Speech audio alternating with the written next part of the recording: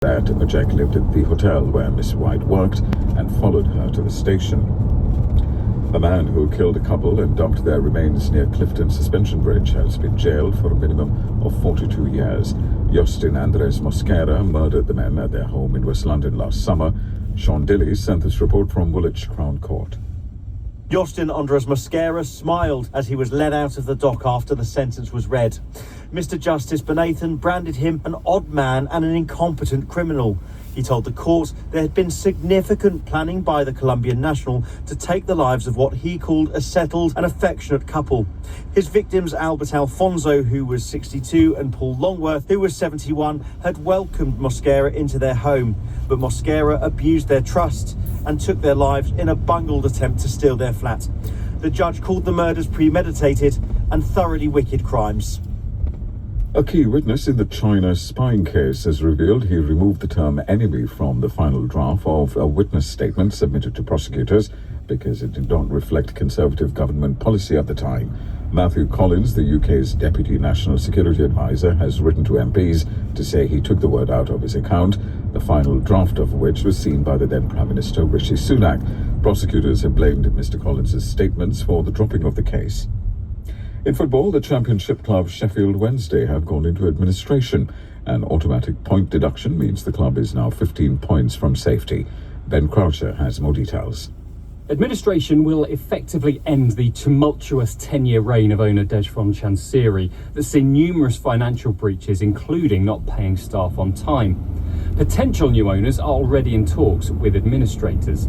From a sporting point of view, Sheffield Wednesday have been handed an immediate 12-point deduction, leaving them 15 points from safety at the bottom of England's second tier. Relegation is highly likely. And after fans boycotted their last match, administrators say the club will be able to cover day-to-day running costs should they return. That's as early as tomorrow against Oxford United. Today's announcement still leaves plenty of uncertainty, though, for players, staff and fans alike. Ben Croucher reporting. Vijay, thank you. Today, London is playing host to President Volodymyr Zelensky at the end of his whistle-stop tour of European countries. Earlier, marching bands played as the Ukrainian leader met King Charles for the third time this year at Windsor Castle.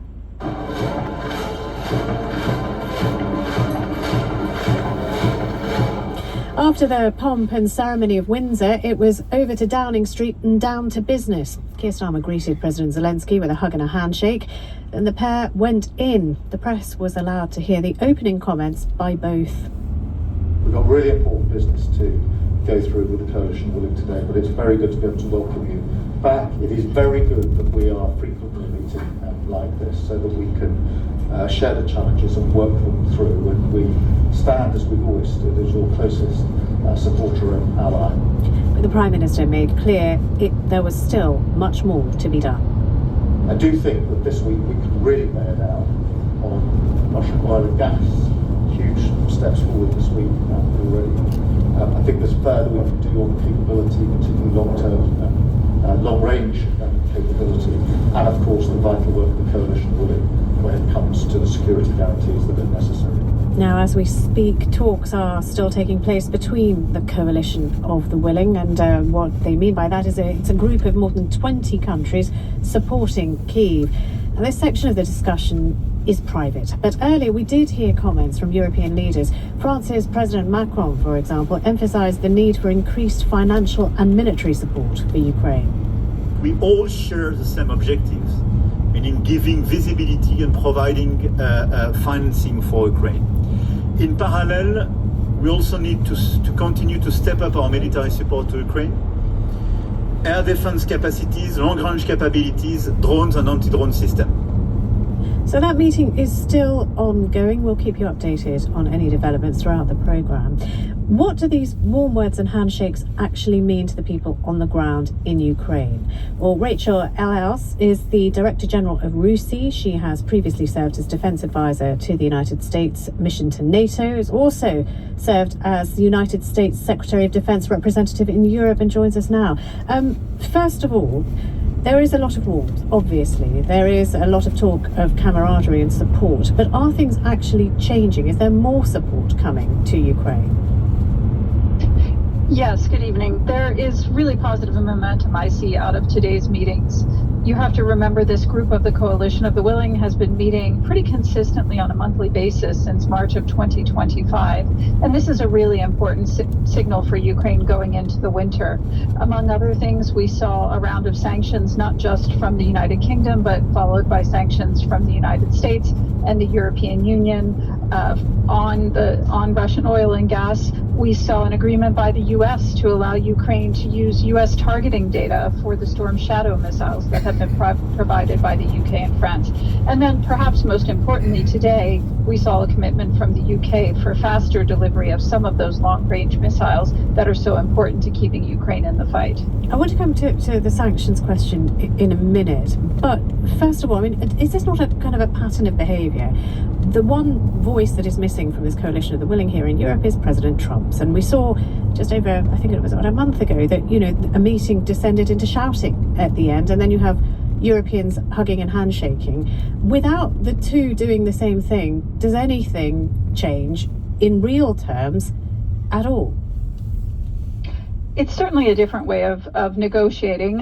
You see the United States really living by what they said, what the Trump administration said they would do in terms of stepping back a bit and having the Europeans lead these conversations with the Ukrainians. When I was at NATO, we regularly had meetings where the U.S. was present and was in the driver's seat. It's really positive to see the UK, France, Denmark, the Netherlands, and leaders from NATO and the EU step up to lead these conversations. And then President Trump and the US administration apply pressure as needed. And I think the sanctions created some really important momentum going into these talks today. But you're right, it does seem like we've been going back and forth a bit since the beginning of the year. And on sanctions, so at the moment, the biggest consumers of Russian oil are India and China. And only today, I think it was the top Indian buyer of Russian oil, who is Mukesh Ambani, who runs the Reliance Group in India, said, look, we are going to maintain our relationship with current suppliers while we abide by Western sanctions. Now, how can those two things be true?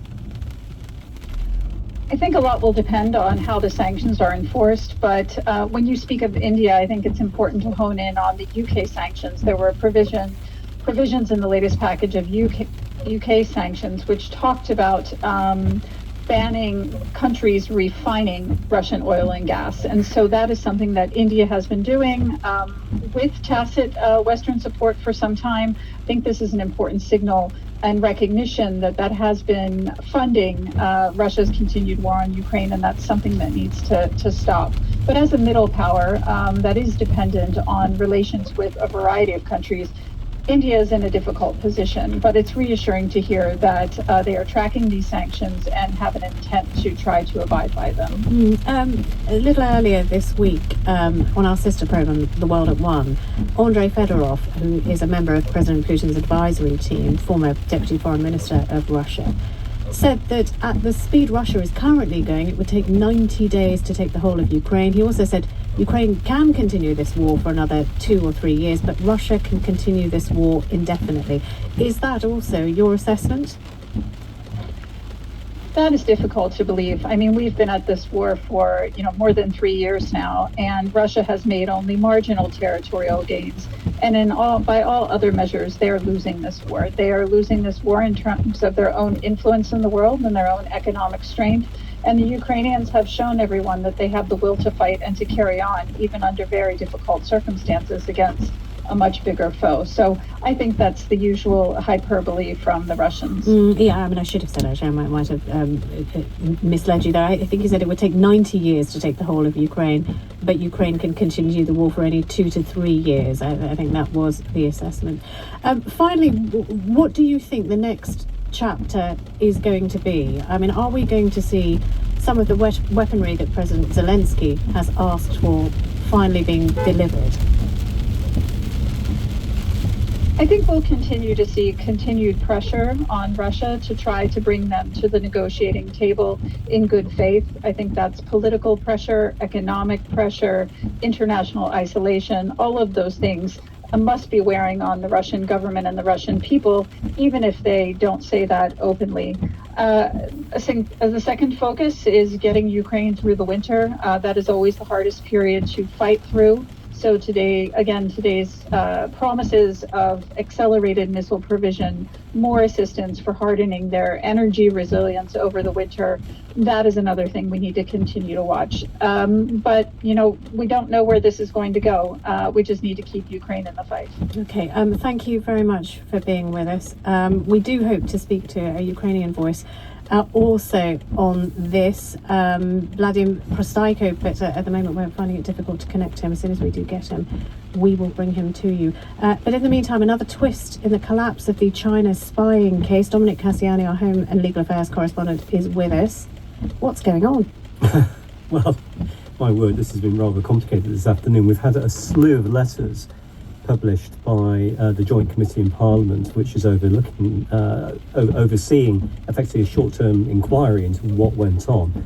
They're going to begin hearing evidence from live witnesses on Monday. Here's Radiophonic Workshop, one of the letters, the most important one, from the Director of Public Prosecutions, Stephen Parkinson. And what he set out today is effectively a defence of what the Crown Prosecution Service did by choosing to effectively drop this case, leading to both Christopher Berry and Christopher Cash being acquitted, formally found not guilty in September.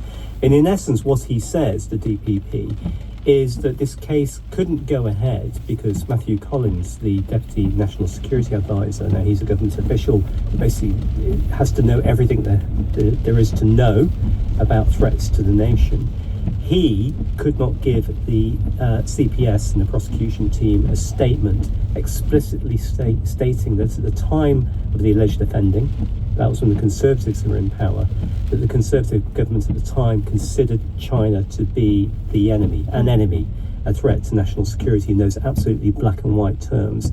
Now, this is really, really complicated, but in essence what happened is when Mr. Cash and Mr. Berry were first charged in 2023, the law was quite simple about the Official Secrets Act, and the prosecution were confident they could put a case before a jury to be considered that the men had allegedly been passing information to a Chinese state agent, and that was prejudicial to the interests of the UK.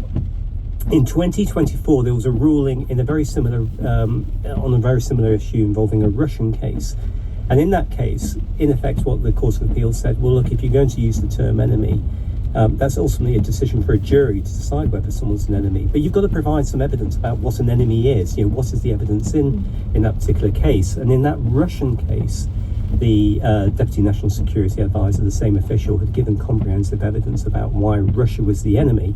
But in this Chinese one, his statements in preparation for trial were, in the CPS's view, short of that. And in essence, what the DPP has now told MPs ahead of giving evidence on Monday is that the absence of explicitly explaining why China could be considered an enemy was fatal to the case.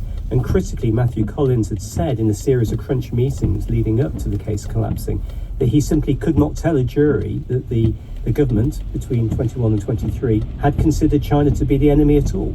Jonathan Powell has been talking about this, and this makes it sort of even more complicated in a way, because what he says is, look, that first draft of the witness statement from the Deputy National Security Advisor did initially call China an enemy, but it was taken out and it was put under the nose of Rishi Sunak for a final glance before it was put forward. Does that sort of shift heat from, which has all been on Labour, now to the Conservatives? I mean, what does this mean? I think we've got to be very careful about this, because I think what's important to emphasise in this case is there is no evidence that either Conservatives nor Labour, while in power, have interfered with this case. In many respects so far, the evidence has suggested that ministers have done their duty at their relevant times and stayed out of the CPS's office and just let them get on with it. Now, what we know about that point you're making there, Anita, is that there were drafts in 2023 of the original statement of what China is, and they did include the word enemy.